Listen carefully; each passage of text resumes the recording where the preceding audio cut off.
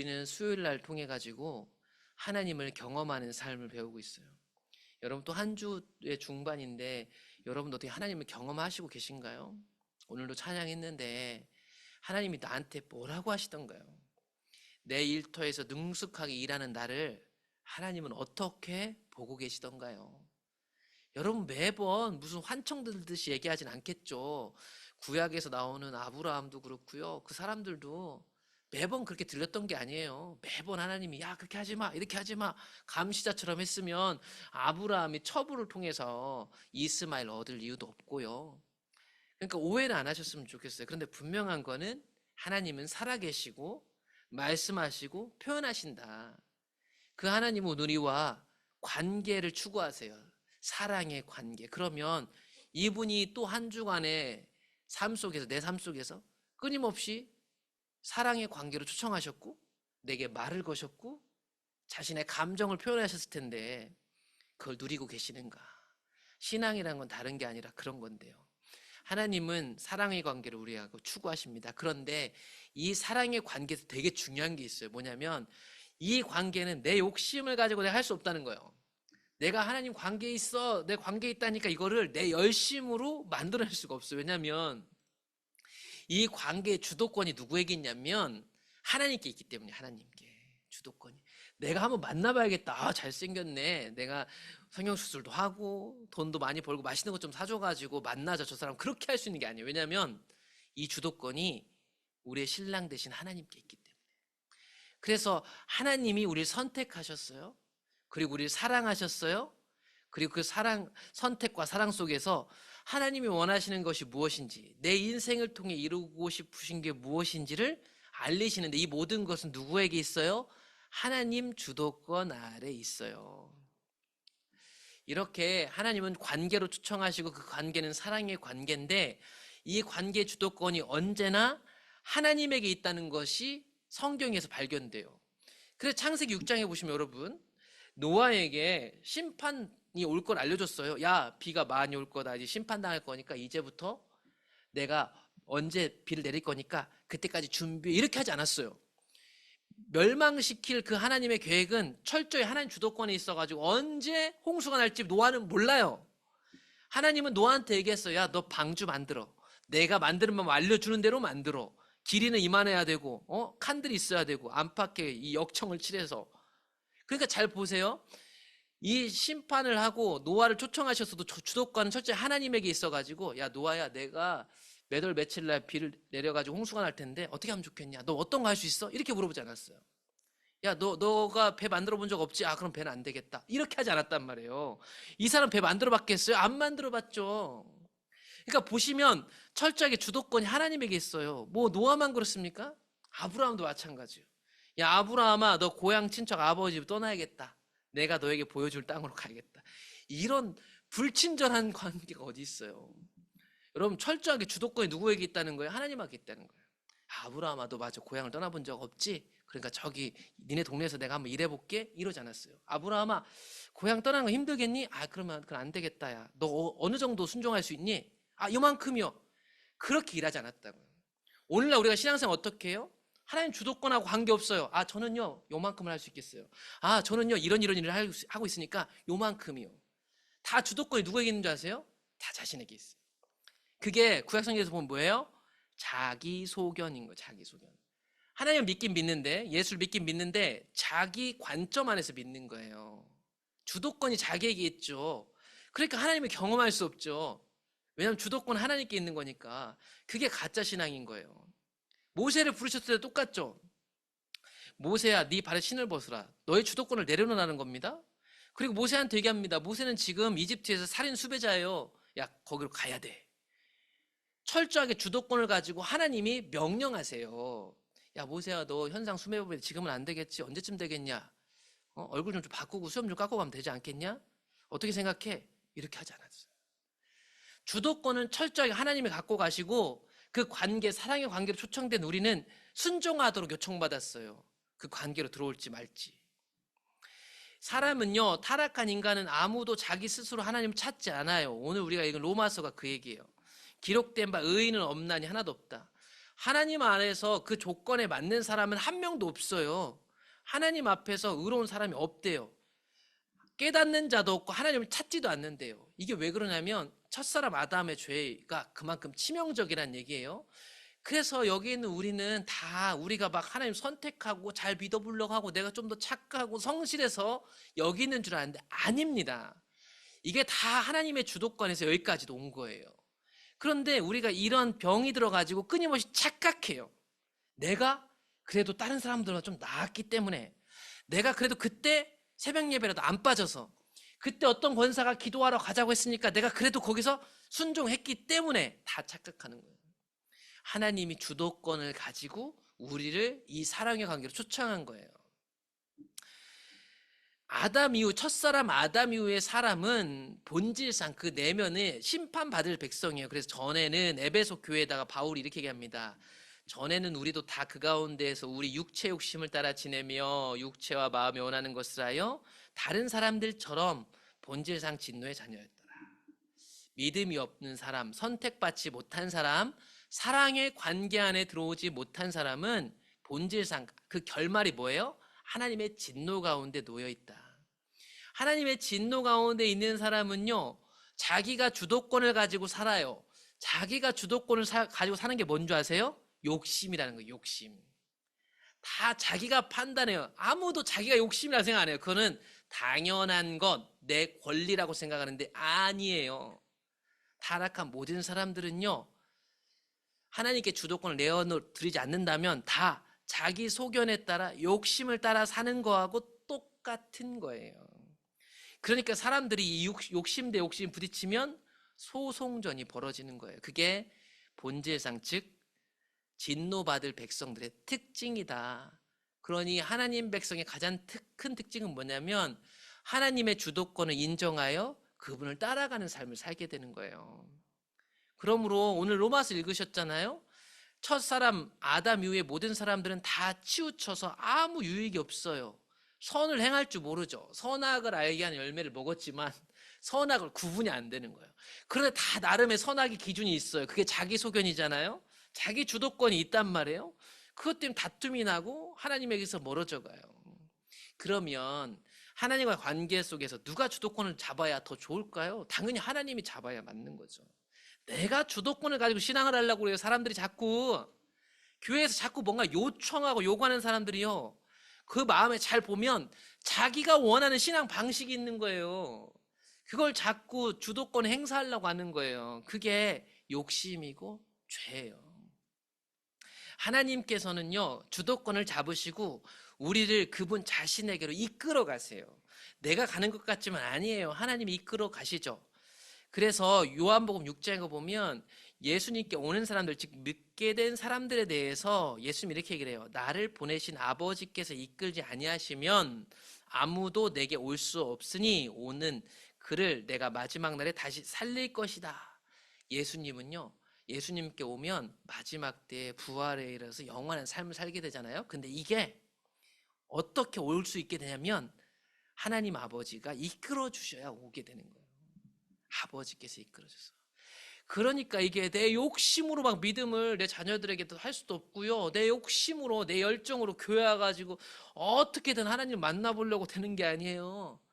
이거 아버지께서 이끄시는 거니까 자기 욕심으로 이걸 따내려고 하지 말고 뭐 해야 되냐면 이끄시는 아버지께 여러분들의 주도권을 내려놓는 게 먼저예요.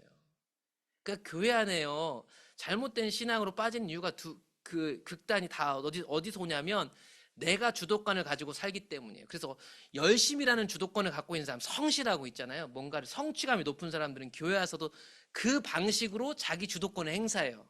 모든 걸 다 열심히 해가지고 최고 열심히 잘하고 싶어요. 그 마음이 나쁘다는 게 아니라 거기에 자기 주도권이 속해 있는 거예요. 자기 주도권으로 자기 스타일대로 하는 거예요. 어떤 사람은 아무것도 안 해요. 그냥 나는 원래 그런 거 안 해. 나는 기도만 해야지. 그것도요, 자기가 주도권을 가지고 자기 스타일대로 가는 거예요. 그러니까 교회 보면 양극단이 있어요. 그리고 이 양극단들은 서로가 잘못했다고 그래. 열심히 하는 사람을 바리새인 취급하고 열심히 하는 사람, 저 사람들은 교회에 무관심하다고 서로 욕하고, 둘 다 주도권을 가지고 자기 스타일대로 하는 거예요. 그게. 그러니까 먼저 내려줘야 되는 게 뭔지 아세요? 자기 주도권을 내려야 된다. 제가 이런 것들을 얘기하면요, 사람들 오해를 해요. 제가 뭐 일하지 말라고 하는 사람인 줄 알아요. 저는 일하지 말라고 한 적이 없어요. 일을 하기 전에 주도권을 내려놓으라는 거예요. 누가 봐도 자기 주도권으로 일하고 있는 게 보여서 교회 목사니까 이 전체적으로 조율하니까 얘기하는 거예요. 움직이지 않는 분들에게 계속 광고해서 권유를 하는 거예요. 그런데 움직이지 않죠. 그것도 똑같은 고집이고 자기 주도권 행사죠. 아버지께서는 말씀으로 이끌어 오셨습니다. 이렇게 사람들이 이끌어 오잖아요, 예수님께로. 그런데 그 예수님께로 이끌어 온 비결이 있는데 하나님 말씀으로, 성경 말씀으로. 선지자의 글에 그들이 다 하나님의 가르침을 받으리라 기록되었은즉 아버지께 듣고 배운 사람마다 내게로 온다. 예수님을 어떻게 믿게 됐는가? 어떻게 예수님께로 오게 됐는가? 아버지께 듣고 배운 사람들이 오게 되더라. 아버지께 우리는 어떻게 듣고 배운대요? 하나님 우리에게 말씀을 주셨죠.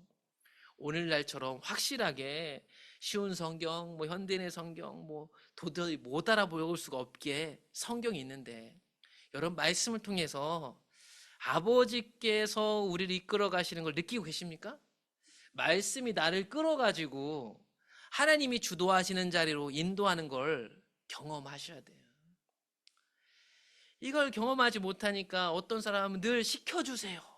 어떤 사람은 아니 내가 알아서 할게요. 다 거기 안에 매이는 거예요.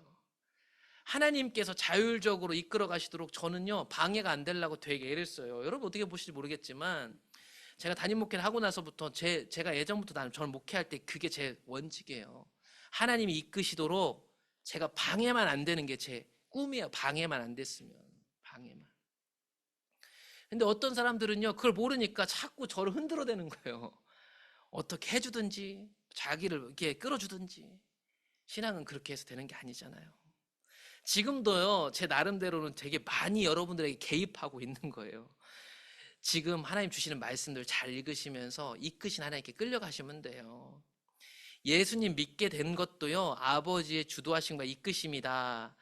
또 이르시되 그러므로 전에 너에게 말하기를 내 아버지께서 오게 하여 주지 아니하시면 누구든지 내게 올 수 없다. 반복적으로 얘기하고 계시죠? 예수님이 믿어지는 게 아버지의 주도하심과 이끄심 안에 있다는 걸 예수님 분명히 하셨어요. 예레미야 31장에 보면 하나님은 구약시대 때부터 자기 백성을 향한 끊임없는 사랑을 약속하셨던 분이에요. 옛적에 여호와께서 나에게 나타나사 내가 영원한 사랑으로 너를 사랑하기에 인자함으로 너를 이끌었다 하였노라. 이 사랑으로 이끄는 것도 누가 해요? 하나님이 이끌고 계신 거예요. 영원한 사랑으로. 호세아에서도 그런 말씀을 하시네요. 호세아 선지자를 통해서도 내가 사람의 줄 곧 사랑의 줄로 그들을 이끌었다. 그들에게 대하여 그 목에서 멍에를 벗기는 자 같이 되었으며 그들 앞에 먹을 것을 두었다.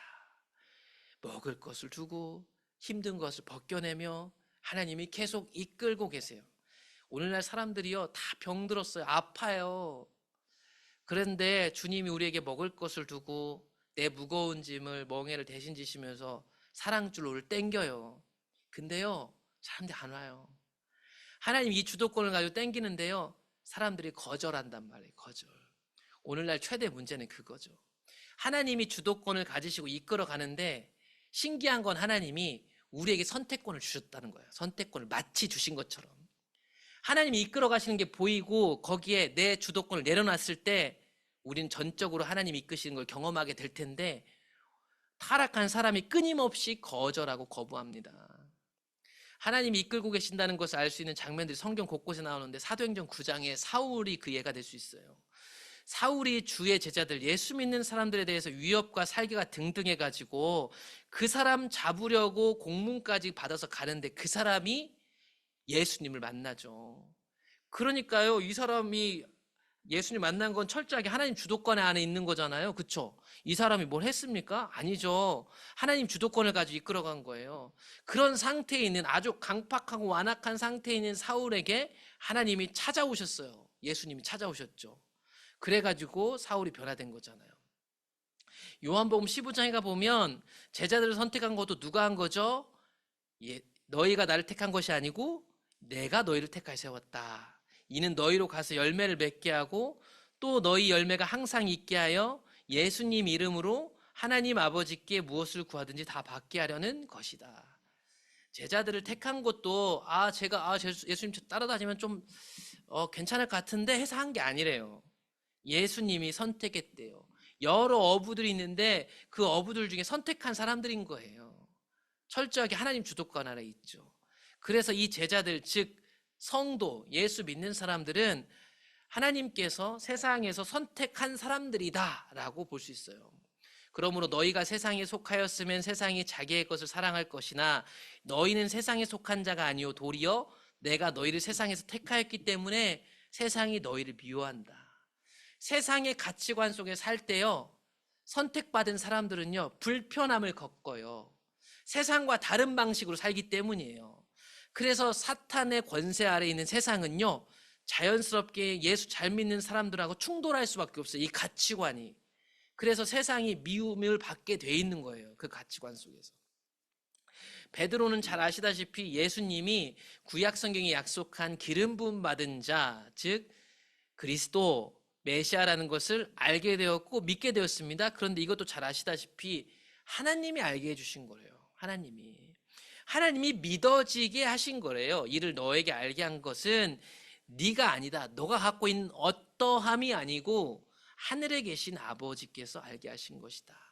철저하게 주도권이 하나님께 있습니다.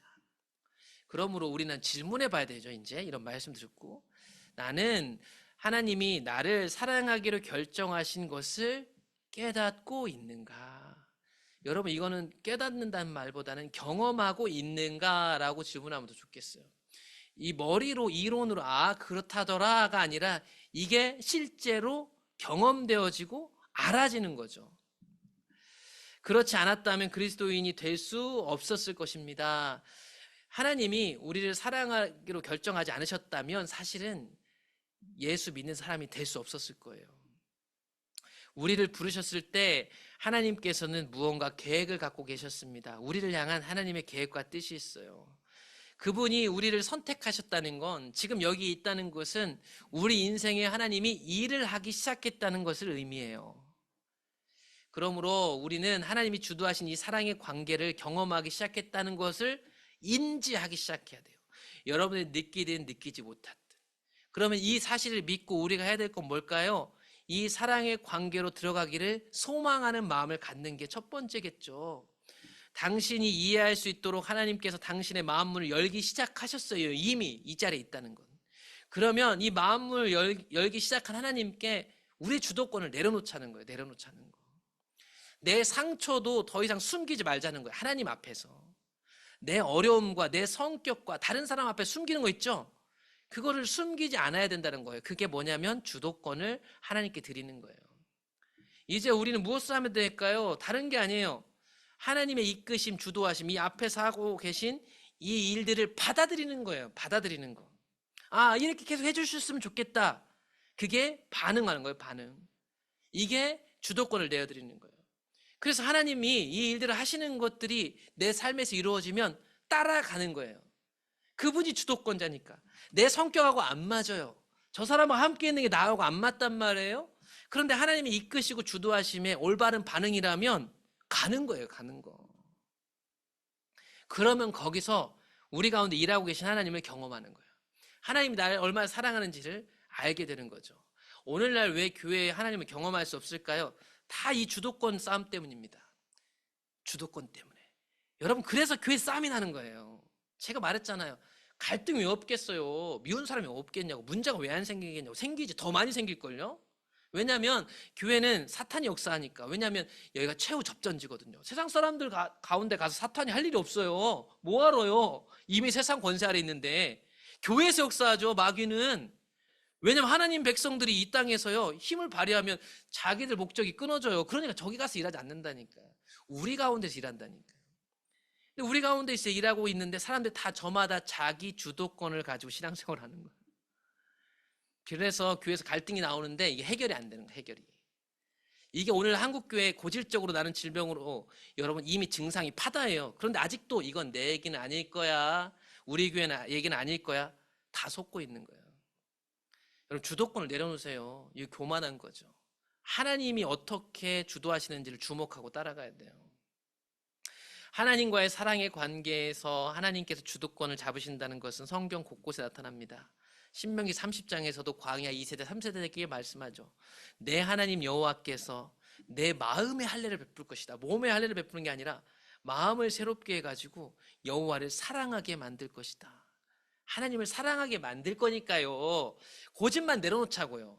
하나님이 우리를 사랑하게 만드신대요. 그러면 사랑하게 만들어 보셔요 하고 여러분의 마음을 열고 하나님 앞에 주도권을 내려놓으시라고. 주도권은 다 갖고 있으면서 한번 사랑하게 해보셔요. 이런 상태라니까. 오늘날 교회는 내가 내 마음대로 다 해볼 테니까 한번 주도권 행사해 보세요. 나는 움직이지도 않을 테니까. 이런 태도. 그래서 변화에 대한 욕구가 없어요. 변화라고 하면 싫어해요. 변화라고 하면 넌 늙어서 변화가 안 돼요. 목사님 사회생활 안 해봤어요. 그렇죠? 얼마나 힘든데요. 이게 다 무슨 얘기인 줄 아세요? 자기 주도권을 주장한 자세인 거예요. 빌립보에 가보면 하나님 뜻대로 사는 것도 누가 하시는 거예요? 하나님이 하시는 거예요. 그러니까 하나님께 주도권을 내어드려 보자고요. 너희 안에서 행하시는 이가 하나님이다. 자기의 기쁘신 뜻을 위하여 너에게 소원을 두고 그렇게 살게 만들어 주신다. 그러니까 하나님으로 살게 제발 주도권만 내려놓는 것, 그걸 소망을 삼고 기도해 보자는 거예요. 요한계시록에 보면 라오디게아 교회에게 하나님이 경고를 하시면서 얘기하죠. 내가 문 밖에 서서 노크를 한다. 여러분, 지금도 하나님 우리 안에 노크를 하고 있어요. 그런데 문을 끝끝내 안 열어주려고 하는 거죠. 끝끝내 내 주도권 놓치지 않으려고 하는, 이게 타락한 주도권, 타락한 사람 안에 있는 마음이에요. 오늘 말씀을 정리해 보면 하나님께서는 항상 사랑의 관계에서 주도권을 잡으세요. 주도권을 하나님이 받고 있다. 내가 하나님을 선택하는 것이 아니라 하나님께서 나를 선택하시고 사랑하시고 나를 향한 그분의 영원하신 목적을 계시하십니다. 그러니까 그 주도권을 잡으신 하나님께 더 그렇게 해주세요라고 고백하라는 거예요. 그거는 내 주도권을 내려놓는 것을 포함하는 거예요. 하나님께서 주도권을 잡으시고 알려주시지 않는다면 우리는 하나님을 경험할 수가 없는 거예요. 한 주 또 중간을 사시고 또 남은 한 주를 살 거예요. 이 시대가 정말 고통스럽고 아파요. 교회가 새롭게 되고 한 사람 신앙이 새롭게 돼야 소망이 있는 건데요. 그거는 하나님께 주도권을 내어드리는 사람과 공동체를 통해서 이루어지는 거예요. 그러니 우리 각자 안에 있는 자기 소견, 주도권을 내려놓고 우리를 사랑의 관계로 초청하신 하나님께 주도권을 내어드립시다. 고집을 꺾읍시다. 변하기를 두려워하지 맙시다. 그분의 인도하심에 반응합시다.